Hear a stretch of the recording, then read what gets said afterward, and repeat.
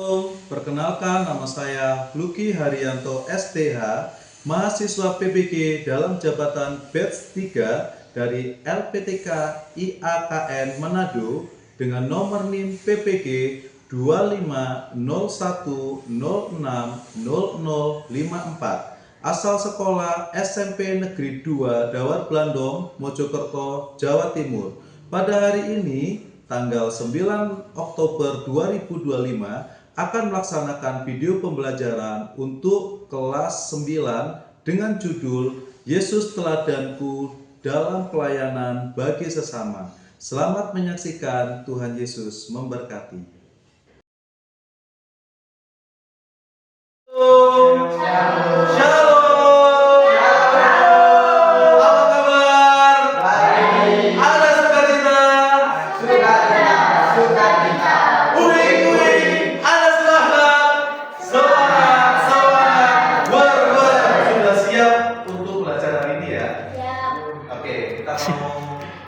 Mulai pelajaran hari ini, tapi sebelumnya kita mau berdoa dulu. Kita menyanyi satu pujian untuk masuk ruang Maha Kudus.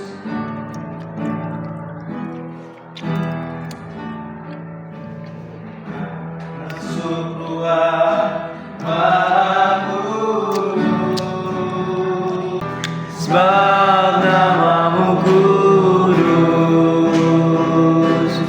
kudus Tuhan.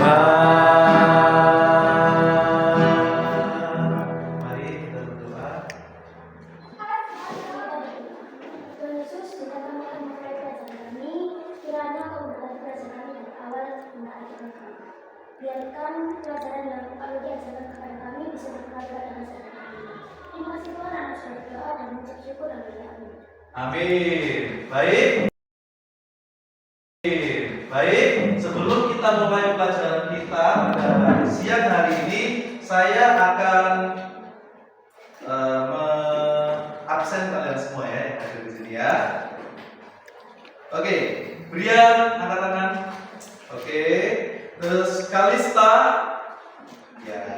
Terus Jessica, Kesia hadir. Terus Randika, Aldo, Rangga, Theophilus hadir semua ya di sini ya. Baik, sekarang kita akan mulai sesi pelajaran kita pada siang hari ini. Tema kita di siang hari ini adalah Yesus Teladanku dalam Pelayanan bagi Sesama.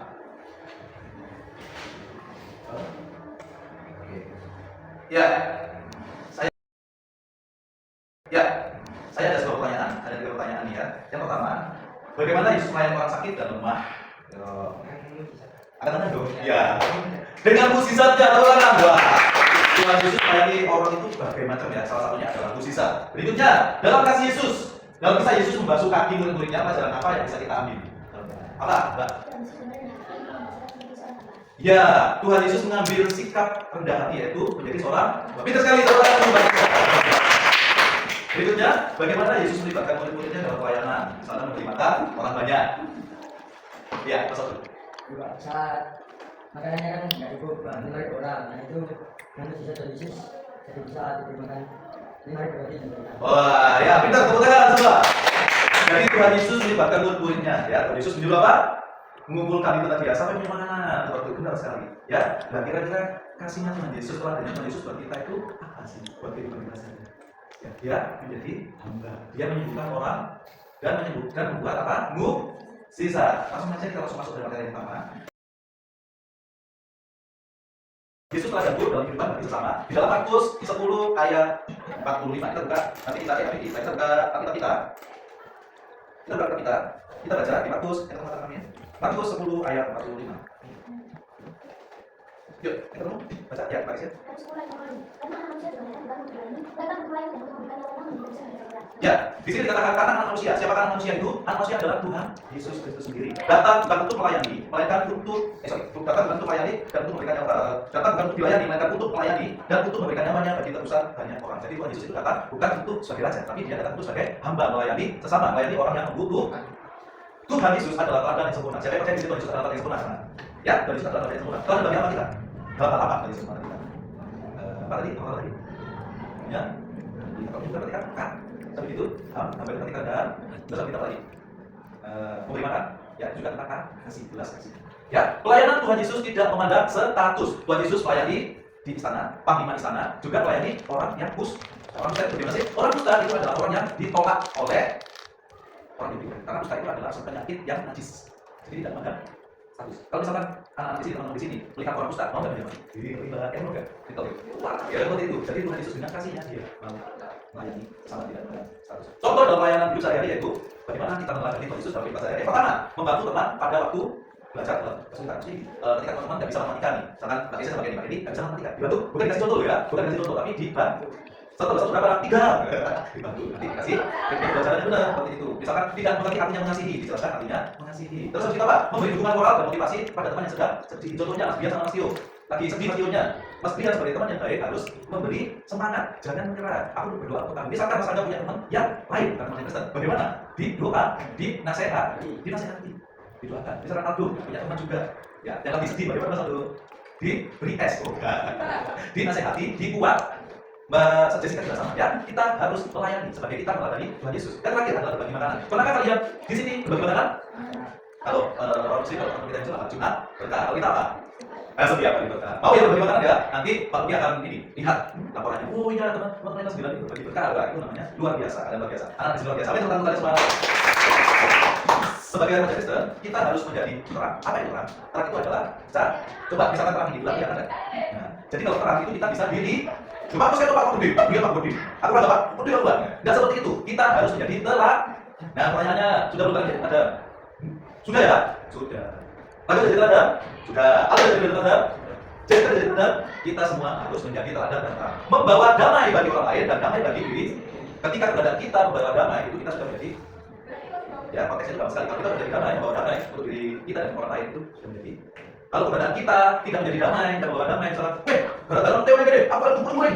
Cuma kata orang kejar, kalau itu, itu kita atau kita benci diri kita tidak jadi diri kita. Aku gak senang biar aku gak senang sama itu, aku gak senang sama keluargaku, aku gak senang sama semua yang berhubungan dengan aku. Itu kita tidak menjadi damai untuk diri kita. Bagaimana? Jadi kita harus berdoa. Caranya bagaimana? Kita minta ampun sama Tuhan, kita berdoa dan kita mau menerima diri kita, sehingga kita juga bisa menerima orang lain. Itu caranya ya. Berikutnya, Yesus adalah teladan yang sempurna dalam hal pelayanan bagi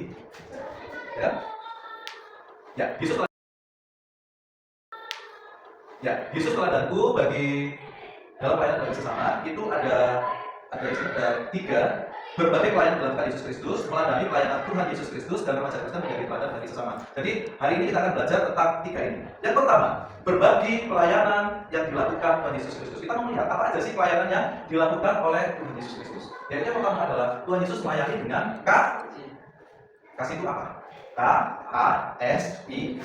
Kalau kalian ingat kasih itu ada berapa? 3. Ada 4. Apa yang pertama? Filia. Store. Eros. Dan ada ya. Dan kasihnya Tuhan Yesus itu kasih yang apa? Kasih yang tanpa syarat.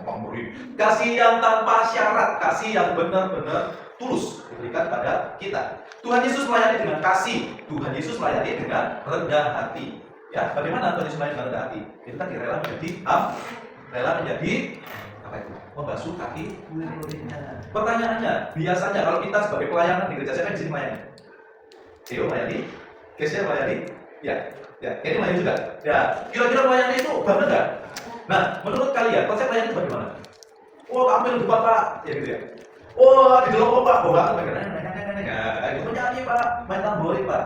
Melayani sebetulnya adalah kita menjadi melayani itu apa?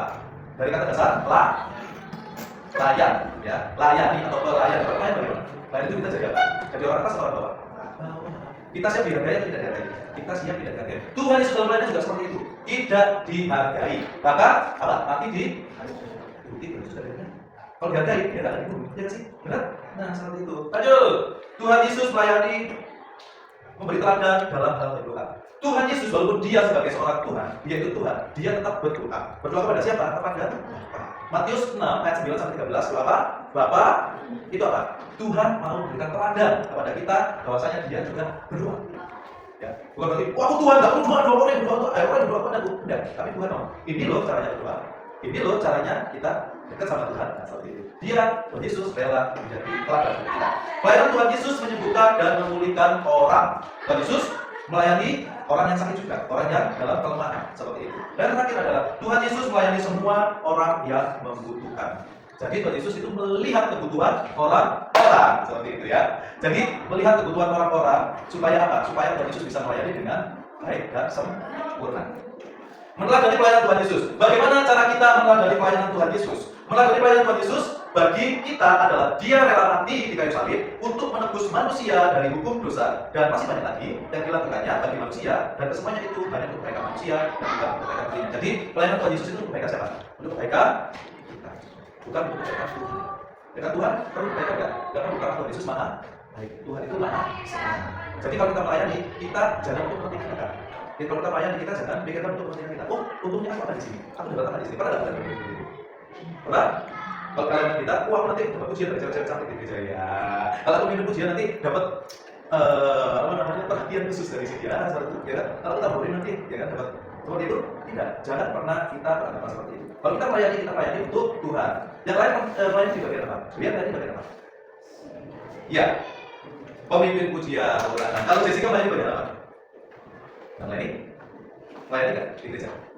Bagian apa? Tamborin. Oh, satu gereja sama Kenny ya? Oke, tanya. Kamu tamborin juga? Tamborin. Kamu? Aldo? Pemimpin pujian di gereja ya? Oh, satu gereja. Sama juga pemimpin pujian. Gak ada yang guru sekolah minggu. Dulu kamu mau belajar jadi guru sekolah minggu. Kalau dulu waktu kelas 6 SD mau ke SMP itu udah jadi guru sekolah minggu. Jadi guru sekolah minggu pun lagi ada pagi. Jadi sekarang dia wes jadi guru anak gitu ya. Itu kalian punya hati untuk anak nggak kira-kira? Ada ya? Kayaknya sih ada ya. Kayaknya sih ada. Hati untuk anak jadi guru sekolah minggu. Ada. Wah, harus diperhatikan. Kayaknya ada. Ada. Jessica ada. Ya, ambil komitmen nanti. Setelah SMA, setelah kemudian aku jadi guru sekolah minggu. Karena apa? Guru sekolah minggu atau guru agama Kristen itu sangat baik karena meregenerasi kita. Nanti Pak Luki sudah tua, Pak Luki sudah nggak ada. Terus yang meregenerasi siapa? Kalian. Kalau nggak ada kalian siapa? Nggak ada. Jadi nggak ada yang cinta Tuhan kan intinya seperti itu. Karena zaman sekarang itu dibutuhkan regenerasi.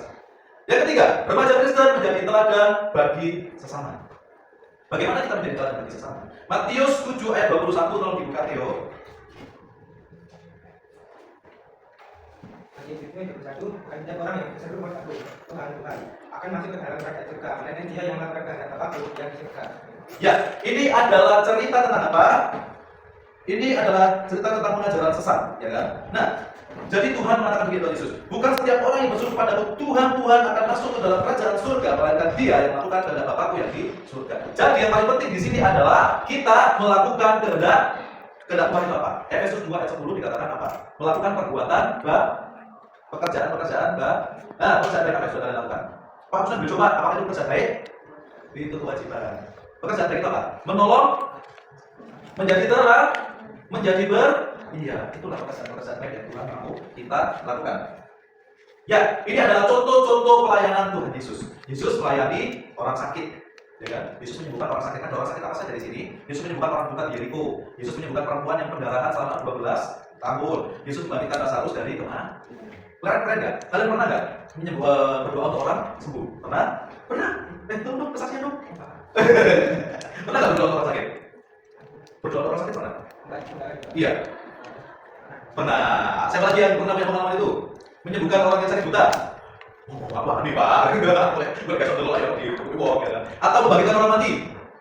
Enggak ada. Tapi yang berdoakan orang sakit pasti semua pernah ya? Pernah. Mengunjungi orang sakit pernah ya? Pernah. Pintar semua, kalian luar biasa. Terus makna dari pelayanan Yesus kepada orang sakit yaitu Yesus menunjukkan bahwa Allah peduli terhadap penderitaan manusia dan memiliki kuasa untuk memulihkan. Jadi Tuhan Yesus punya kuasa untuk memulihkan. Ya, oke.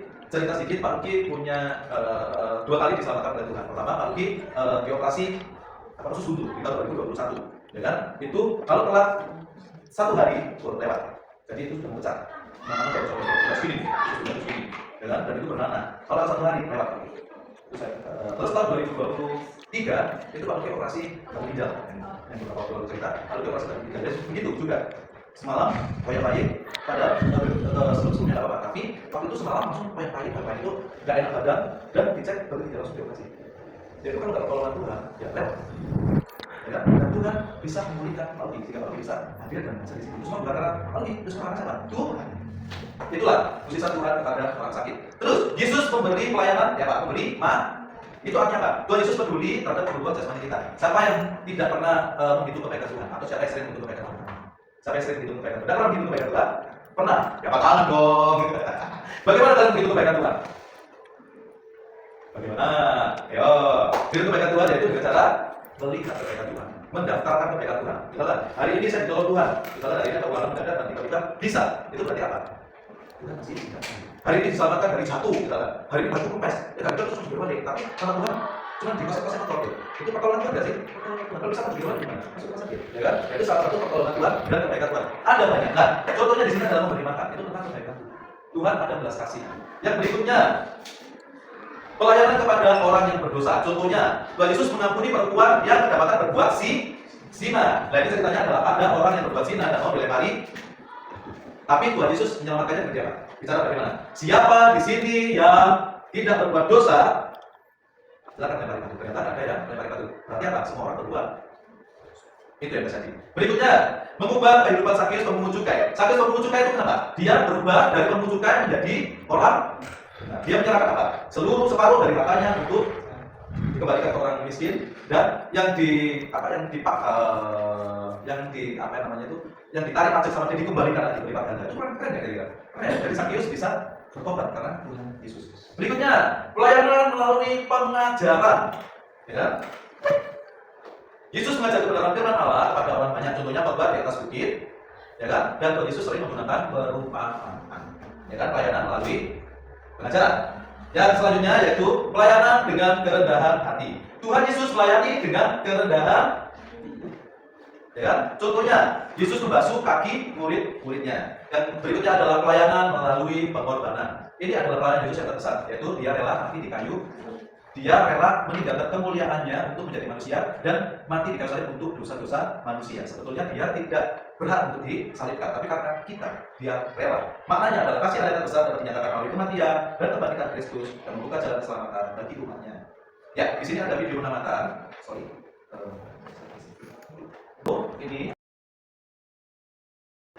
Ini. Pada suatu hari ketika Yesus mengajar, ada beberapa orang Farisi dan ahli Taurat yang mendengarkan. Mereka datang dari semua desa di Galilea dan Yudea dan dari Yerusalem. Kuasa Tuhan menyertai sehingga ia dapat menyembuhkan orang sakit.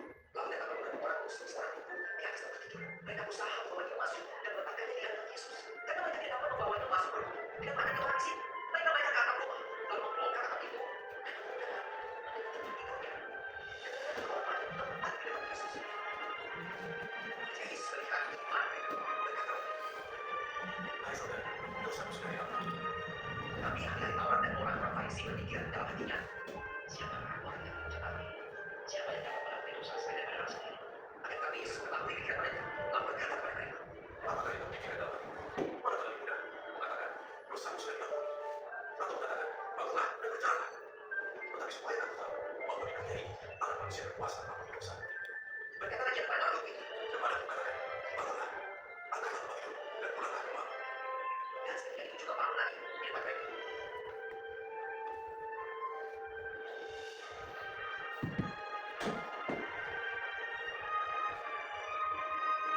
Lalu dia akan tempat tidurnya dan pulang ke rumahnya sambil memuliakan Allah. Semua orang itu takjub, lalu memuliakan Allah dan mereka sangat tahu. Kata, hari ini kami menyaksikan hal-hal yang sangat menyenangkan. Oke, kalian sudah melihat tadi videonya dan hari ini kita bisa mengamati video tadi bagaimana. Tolong dibentuk dua kelompok mulai dari 1, 2, 1 ya. Ayo 1, 2. Oke, 1 dengan 1, 2 dengan 2. Kita diskusi tim. Ya, diskusi tim untuk berhadapan-hadapan aja nggak apa-apa. Berhadapan-hadapan nggak apa-apa. Ya, berhadapan-hadapan nggak apa-apa.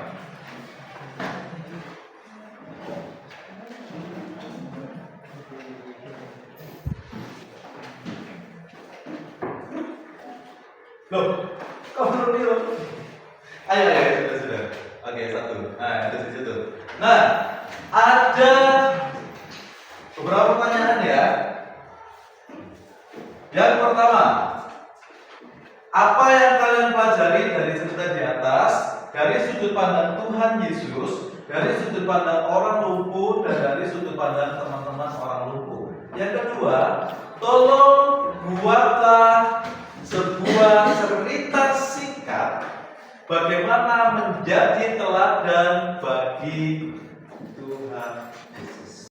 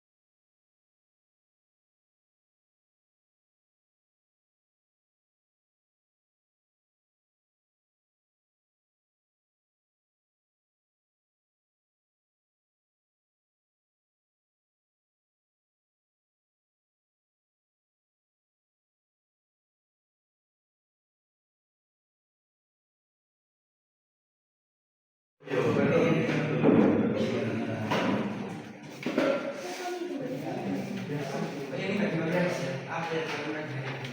Enggak. Itu tadi. Oke. Baik, sekarang buat skenario-nya. Mau pilih yang case 1, case 2, atau case 3? Persiapkan dan melihat, ya, dan melihat. Ayo, kita melihat bersama-sama apa presentasi dari kelompok 1. Silakan kelompok 1. Tepuk tangan untuk kelompok 1.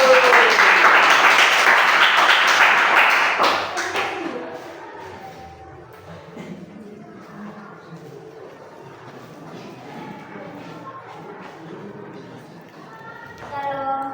Shalom. Kami dari kelompok 1 mau membacakan hasil diskusi kita. Dari video tadi yang kita ambil dari firman Tuhan Yesus, yaitu Tuhan Yesus memberi kasih dan bersikap rendah hati kepada orang lumpuh itu. Dari sudut pandang orang lumpuh, lalu berharap kepada Tuhan, tidak menyerah mudah, menghadapi Tuhan, pandang teman-temannya.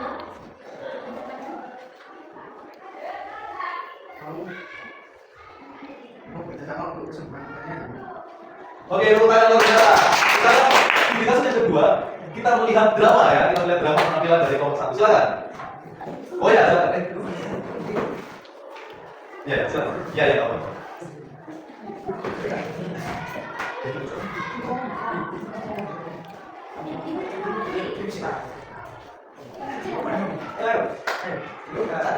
Satu, dua, tiga. Lu sama kayak Kamu nggak apa-apa nggak? Iya, aku sudah sekali. Ini tak kasih. Kasih ya. Tidak. oh tidak.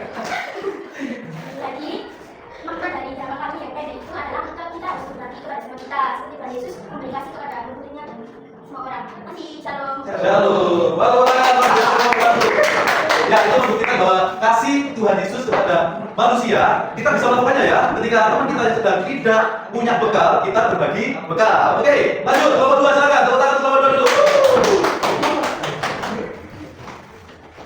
Shalom. Shalom. Kami mau ceritakan di depan Yesus, dan Tuhan Yesus mengasihi orang lumpuh itu sehingga dia mau menyembuhkannya. Di depan orang lumpuh, beriman kepada Tuhan Yesus. Di depan orang lumpuh, bersama membantu orang lumpuh. Ya. Lanjut. Tugas yang kedua adalah membuat drama. Kita akan melihat drama penampilan dari tim 2. Waktu dan temannya dipersilakan.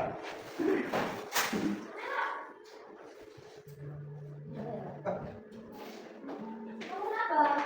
Orang lumpuh yang merampok tidak. Enggak kayak aku udah kasih nama kamu pada Tapi teman-teman, ya. Oke. Betul.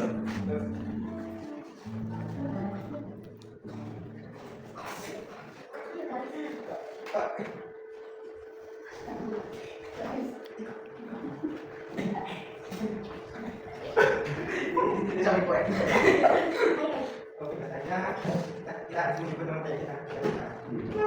Oke, terima kasih Laura. Tuhan Yesus, ayo Pak, terima kasih. Teman-teman kalian semua luar biasa.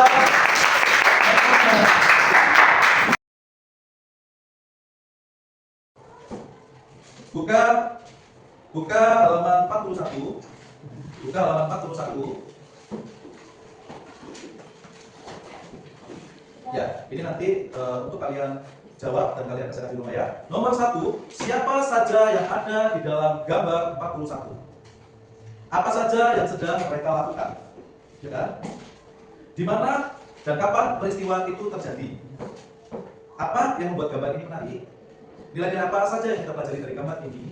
Dan bagaimana kita dapat menerapkan nilai-nilai tersebut dalam setiap kehidupan kita sehari-hari? Oke, kalian renungkan, kalian isi di rumah dan kalian bagi di grup WA supaya saya bisa tahu kinerja kalian. Terima kasih. Dan kita akan menutup kegiatan kita di siang hari ini.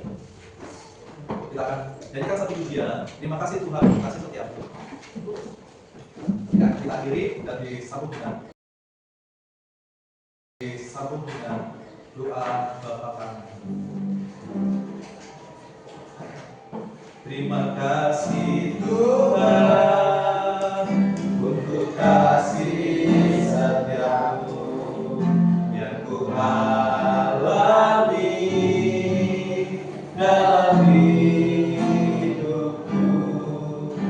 Terima kasih Yesus untuk kebaikanmu sepanjang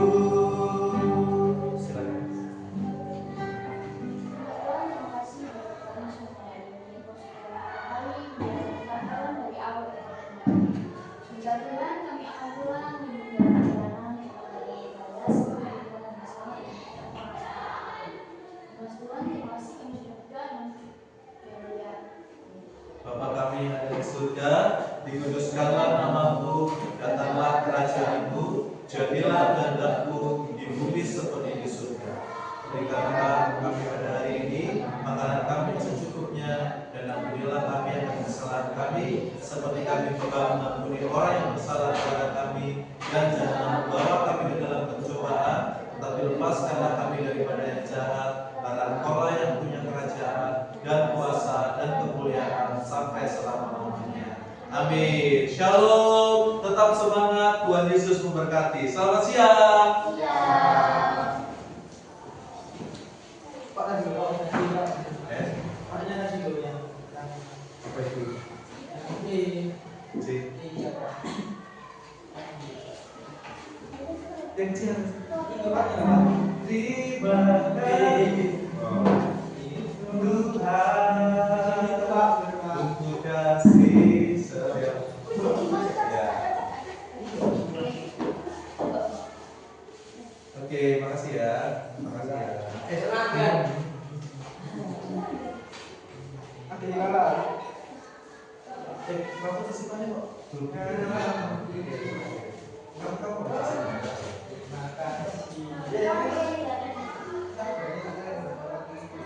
Wah, ya.